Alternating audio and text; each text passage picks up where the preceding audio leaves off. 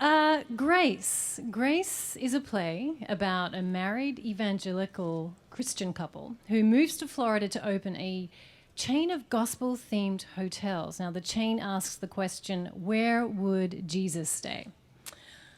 Things don't really go as planned. The play is very funny. It's also quite dark. Mr. Rudd, I'd like to start with you because you're sitting right beside me. Okay. Lucky dog. I feel very fortunate, and I'm sweating under my 3 inches of makeup here. I think he was referring to me. We see you on the big screen, and we're used to you now as this goofy character. And a lot of your characters are very dim, but they're all generally very likable. That's a compliment. They're all dim? Really? Well, I think that's me, just naturally. It comes goofy, across. dim, it's kind of the same thing. This character you play in this production, it's difficult to like him. I'm wondering, what do you feel about this character you play, Steve?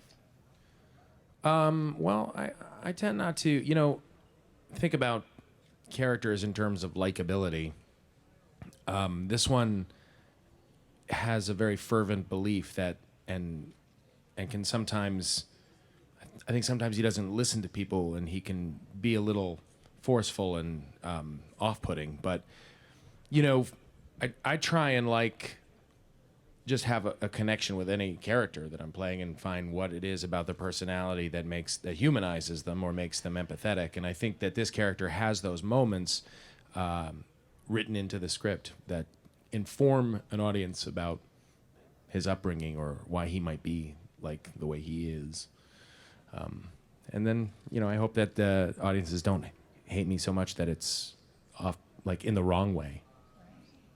Does the stage enable you to go to places that you're not prepared to go on the big screen?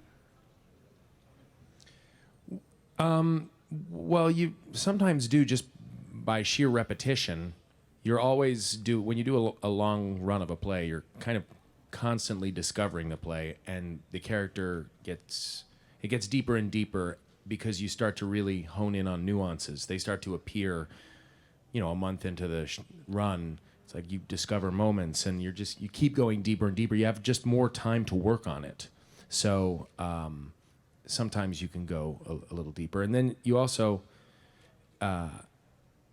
because you're on stage and you're in a theater and there are lots of people sitting out there. You sometimes have to be a little bit bigger or go deeper just so that it reaches the back. Mr. Asner. Ah. Hi. Regrettably, Something shocking. I'm the oldest person in this goddamn room.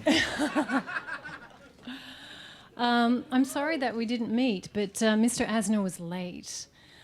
Well, you didn't leave breadcrumbs. Well, I'm glad you got here. It's great to see you. Most recently, we heard your voice in the movie Up. But this is the first time in 23 years you've been on the stage. You've come back. What was it about this play that lured you? It's the first one that was offered to me in 23 years.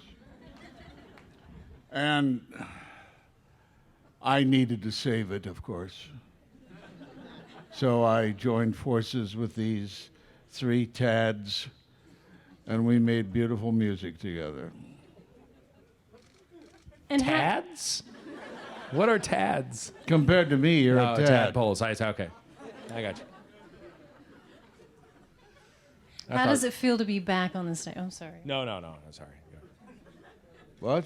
Nothing. I haven't slept, Ed. I'm a little awestruck by Mike's hairy legs. I can't take my eyes off of him. But I'll try to answer your question. I'll try to concentrate on your smoother legs. Thank you. It's a wonderful play, and I have been graced by being in it. I didn't think so at first. I had mild reservations, because it is a small part surrounded by these walruses, and I didn't think I'd be able to do enough stealing to survive. So far, it's been okay. Mr. Asner plays an exterminator of bugs, cockroaches and the like, who he goes from believing in God, not believing in God at all, to thinking that there is something out there. And I want to ask everybody here, this seems to be one of those plays that you go home afterwards and you look at yourself in the mirror and you kind of think, well, what do I believe in? Has the play had the same effect on you guys? Well, it challenged my agnosticism, but I haven't relinquished it. Well, to me, it says something that Sarah says in the play is something similar to the way I've always looked at spirituality. When she talks about how when she prayed, it's not that she heard somebody talking back to her; she heard everything talking back to her, and that everything was one thing, and it was all together. And to me, that's something I've always agreed with, that what it basically boils down to is harmony and unity is the way to, whatever, enlightenment or holiness or whatever, and chaos and fractions are what lead you to hell. Michael, you play the surly neighbor to this couple. You're a rocket scientist, you're a man of science, not a man of faith. What attracted you to the role of Sam? The journey of the character is immense, from the beginning of the play to the end of the play. It's like climbing Mount Everest every night, and it happens very quickly. At the beginning of the play, he's very nihilistic and kind of devoid. He's kind of like a shell of a person. And because of what happens throughout the course of the play, he is reawakened to his own humanity and the humanity of others. And I think that's a beautiful story to tell, even though it ends in a grisly fashion. Unfortunately, that's not my fault. It's Paul's fault. Well, I think you asked for it, Mike.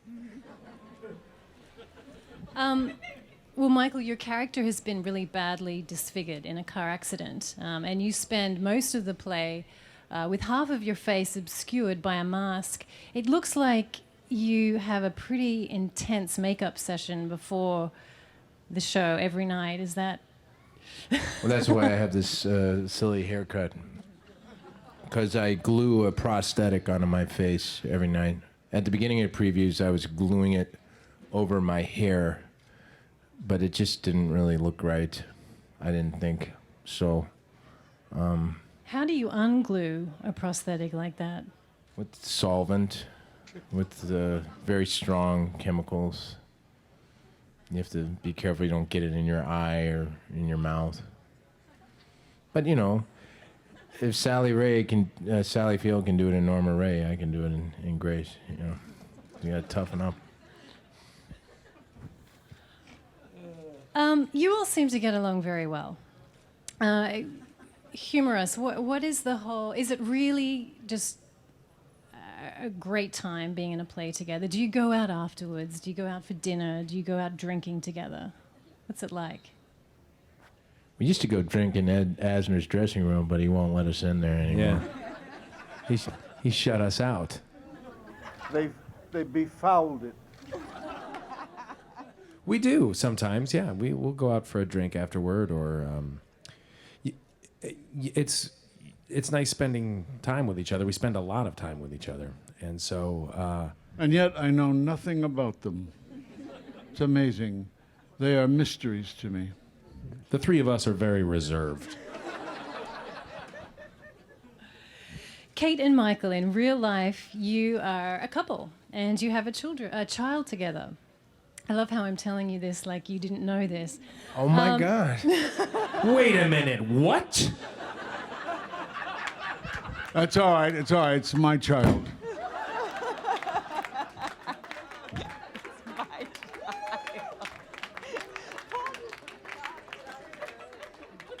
Shane, come back. I just gotta walk this off. What's it really like having to face each other on stage and pretend that you're different people when you have this real life connection? You know, it's what you do as an actor, anyhow. I mean, it's not that different than you always have a relationship with the person you're on stage with, and then you're on stage with them, and certainly the relationship feeds that. But it's to me, it's not that momentous. I mean, we're both actors. It's what we do. And then we go home and we're mom and dad. Do you talk about the play at home? We try not to. We really do. We really do. We try not to talk about home at the theater, and we try not to talk about the play at home. I just try to say as little as possible. Yeah, Mike in general. tries not to say anything wrong. Probably wise. All 4 characters in this play undergo a really dramatic transformation in that their perspective on faith seems to alter in one way or another. And Kate, your character, Sarah, might almost experience the biggest transformation. Mm-hmm. Would you agree? Yeah.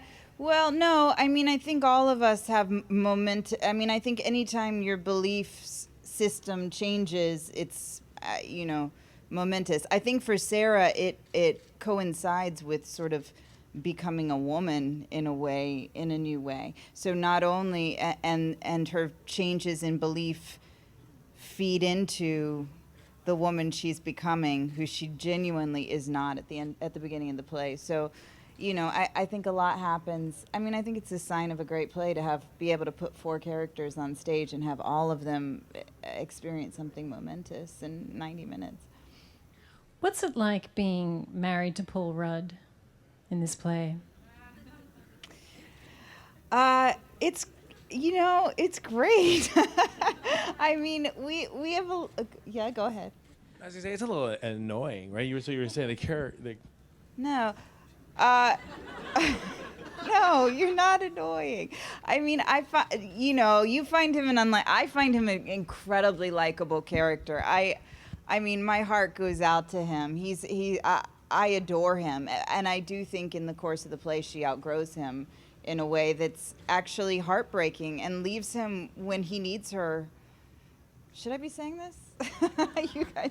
But yeah, so and I think it's a very difficult and painful thing to do, because I think it's like leaving a kid when they're sick, I mean, and he's a doll and he's a sweetheart, and yes, he's difficult to be married to in many ways, and it's one of the fascinating things I find about this character is that she spends the first half of the play barely able to speak. I mean, I have like tons of lines I've written in my head of things Sarah would say if given the opportunity, if she had more confidence, or if Steve gave her a chance to. So that's an interesting sort of challenge, and then it's as soon as he's out of the room and I'm alone with another man, all of a sudden you get to hear what's going on for this woman. Are there lots of pranks that go on between the 4 of you? Well, I would pull pranks, but I'm afraid that Michael might pull a knife on me. So I don't do it with Michael, because he likes to project that visage. So I want to protect myself. Well, you don't, your time is precious at this point. So. And I'm spending it on things like you. We just opened. We just went through 2 weeks of terror and sleepless nights, and we're just now getting comfortable. So, Like Saturday night.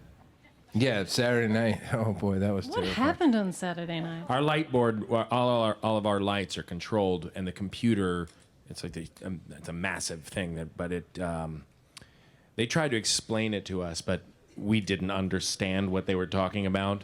But essentially, it was like HAL, and the computer switched over, so all of our cues and everything, which are run automatically, and near the end of the play, just switched over to another thing, and lights were coming up and going down, and we're in a climactic, intense scene, and all of a sudden they all just went out, and then they all came back on, and then and then the end of the play, we're standing there, and normally it goes just out, and it didn't, and it ends fairly dramatically when the lights go out, and when they don't, we're kind of standing there wondering, so do we just walk off stage or what? And eventually we just, all right, We we did. and nobody knew if the play was over. It won't happen again, so if you guys see it. In a few places in this play, you're required to act in reverse, like someone hit the rewind button. That looks really difficult. Was it? Is it? Yes, it is. There's there are moments in the play where, you see a scene happen, and then all of a sudden it goes in reverse. The lines, we're not, it isn't like we're actually saying lines, but we're saying them in the reverse order. But all of our movements and breath and all of that is in reverse, and so we open the play opens with a scene that we kind of do near the end, and it was the last thing we had to rehearse. So we didn't even know how it would be done.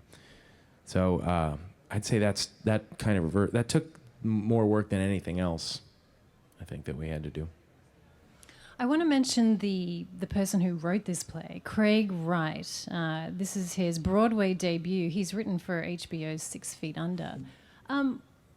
Anyone who wants to jump in and answer this, what would you say he brings to the table as a writer? Mike? Mike's Well, worked with him a bunch. I've done 3 of his plays, and I really think he's very unique. How much thematic content and philosophical quandaries he's able to shove into a very short play that is still very entertaining.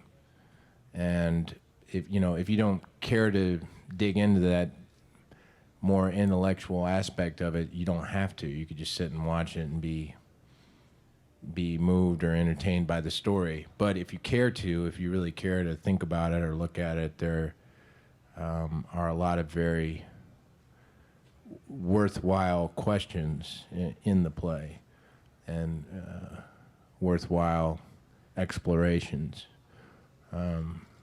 I think he does that remarkably well, more than any of the other contemporary playwrights I've worked with or seen anyway. Before we kick some questions out to the audience, I'd just like to point out that while we're all admiring Mr. Shannon's legs tonight, if you go see the play, you get to see Mr. Asner's bare legs. So it's well worth going. I also have private screenings. Also offers private screenings. That's a double entendre, isn't it? I didn't say private screening. I said private screening. Mike's still learning the language. Would any of you guys like to ask a question? Yeah, just raise your hand, wait for us to come to you with a microphone, please. First of all, wonderful job. I saw the show last week with my dad, and we were really enthralled by it. One of the things that spoke to me almost immediately was the way it was staged. I love how the characters were in such close proximity with each other. Like, it really spoke to a higher theme of, I don't know, like in terms of free will and being dominated by your decisions and how you escape these decisions and how one thing can alter something. Like, I don't know, it spoke to that theme. So I was wondering if that was a challenge for you to overcome in the beginning, sharing the space that closely, and how it enhanced your performance in any way. Like, has it at all? So I was just curious about that. It's a general question. Yeah, Craig Wright has often, I've heard him talk about this play, explain this play as 4 people who have very different ideas about faith, and he throws them all together into tight quarters into a space and watches them bounce off of each other, and this play, it's like it starts with a gunshot and it feels like it. The whole show feels like it. There's such I think, an intensity and an energy to it, and we are in kind of close proximity to each other. There are two apartments, but the action is only taking place in one place. It's one apartment, and Michael lives in one, and we live in the other, but the action happens simultaneous over each other. So we'll be talking, and Michael will walk between us. We don't see him. Because the idea is that the apartments are identical. They're furnished condos. So anybody who's been in a furnished condo knows they all look the same. One of the interesting aspects of that staging, too, is that it's on a very slow revolve. The stage turns. So you see everything from different angles, but it happens so kind of slowly that you're not aware of it. And that was an interesting thing to adapt to, too, for us. When we were rehearsing it, we didn't get to work on that. We were just in a room. So the director would go around us, so we knew kind of where we were at. But even then, it wasn't until we got in the theater that we kind of, felt it out and figured out how to do it. I do think it contributes to the overall intensity of the show. Like if two separate sets, or there are a lot of components that keep the show very focused. If there was an intermission, that would break the trajectory of it. There's a lot of elements that seem to be all about maintaining this kind of laser-like focus from the beginning to the end. And I know it's interesting for me, scene 2, which is, I basically sit on stage during most of scene 2 and don't do anything, and I listen to it, and it's a very bizarre experience, because on the one hand, I'm trying to act like Sam, think what Sam's thinking, and on the other hand, I'm just listening to the scene because I can't help myself, and I'm saying, "Oh yeah, that line was really good. He did that really good tonight." And then I'm like, "Wait a minute, I'm supposed to be acting," and so it's a real double clutch kind of thing. It's a very hallucinatory experience.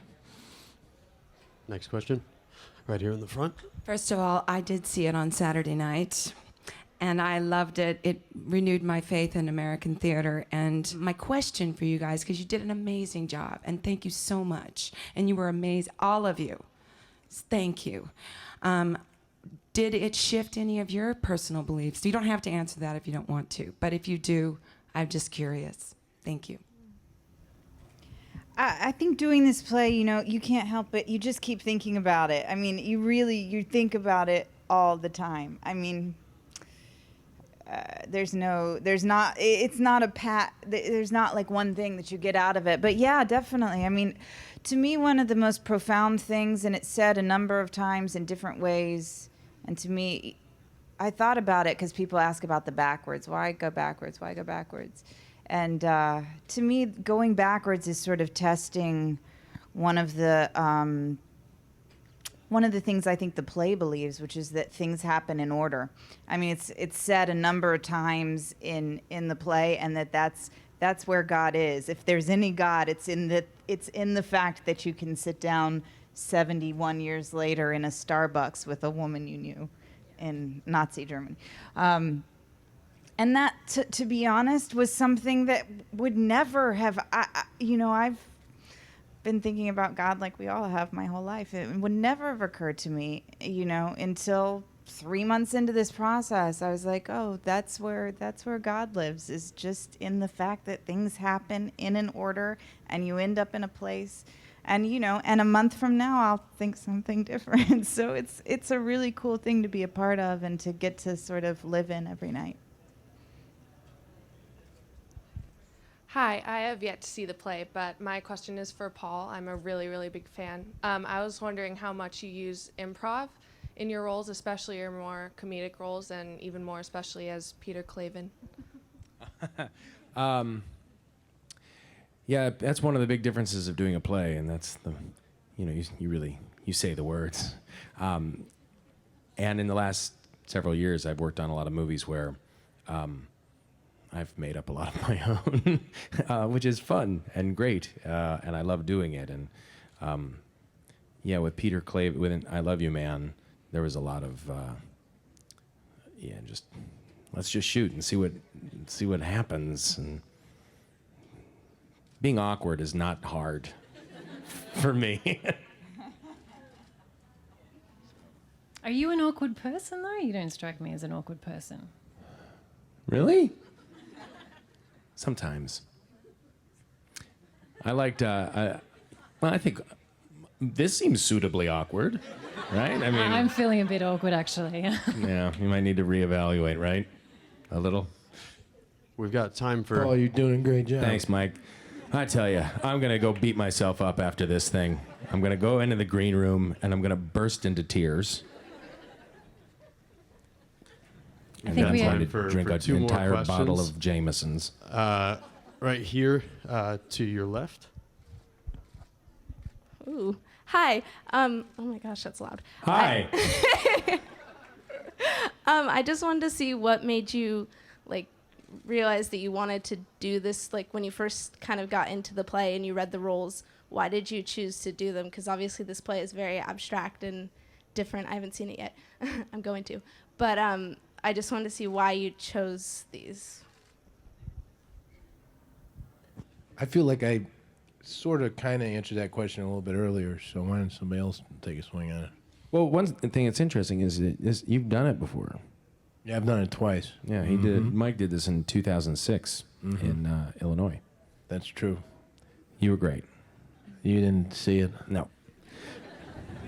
But I know you were great. You're always great. For me, I really thought it was a fascinating play. I loved reading it. I was engaged in it right away. There were things that in reading it, when I heard it described, such as things going backward or simultaneous action happening on top of each other, that kind of thing, that I thought, this seems like I don't think I've ever seen anything like this. And it was really daring. It was much more interesting than most plays that I'd read. It seemed like this is a gutsy, difficult play. The subject matter is fascinating. All of these characters are super interesting. And for me, this part was unlike anything I've ever gotten to play. And scarily so. I thought, how do I, I'd want to try and take on that challenge. But I was excited to do it. I mean, I read it, and it's like, as soon as I finished it, oh yeah, I'd absolutely love to do this. I mean, I will say, and one of the things I really love about the plays, as much as it very much is about faith or dealing with questions of faith, but one of the things I think the play encourages people to do, particularly through Sarah's character, or Kate's character, Sarah, is to consider other people. And I feel like that's such a fundamental tenet of religion that is so often ignored by people who practice it to an extreme degree. That really fundamentally what you're supposed to be doing is caring about people, caring about other people, and how that can be lost sight of so easily. And I just think that's a very appropriate message, particularly in this day and age. Got our last question right here in the back. My question is for Michael. Last month, I attended an event at the New York Times. Broadway Cares, right? No. Yeah, I saw you at Broadway. Yeah. And last month also, I attended an event at the New York Times building where a New York Times editor, Charles McGrath interviewed Jessica Chastain, and he said that Jessica is the breakout star among the female actors, and Michael Shannon is the breakout actor of his generation. And I think everyone here would definitely agree. Oh, And- wow. Well, and I think I would like to believe that. yes, I would you like to are. believe that the majority of the people here think that too. They clap their hands, so Yeah. I guess. I guarantee you there's at least 5 to 10 people here who have absolutely no idea who I am. Maybe 20. And you and Jessica seem to have parallel career lives. You started on stage, and then to Right. film, and then you're both back on Broadway. Yeah, And- she's just down the street. Right. In the The Harris, yeah. Harris. And The the- Harris. the Harris, She's yeah. in the Harris. The Harris. It's the very dramatic musical adaptation of Hair. And Yeah. But anyway, sorry to interrupt your question. The Harris. And perhaps the only difference between you and Jessica is that you did more stage work.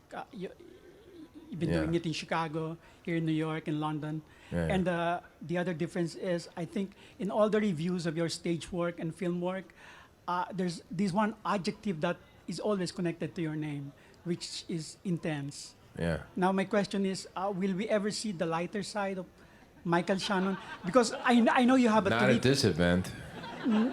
I know you have a terrific sense of humor, and